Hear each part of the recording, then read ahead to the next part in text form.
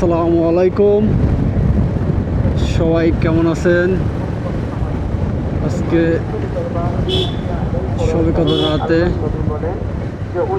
আল্লাহ তাআলার কাছে হাজারো শুকরিয়া যে এমন একটা দিনে আমরা বাসায় যাচ্ছি, তারপর নামাজ পড়ব।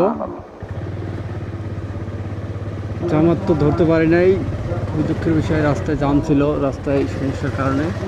তারপরে চেষ্টা করব যে বাসায় যাই, একটু রেস্ট নিয়ে তারপর মসজিদে আসবো, এটাই প্রত্যাশা আছে। বাসায় চলে আসছি।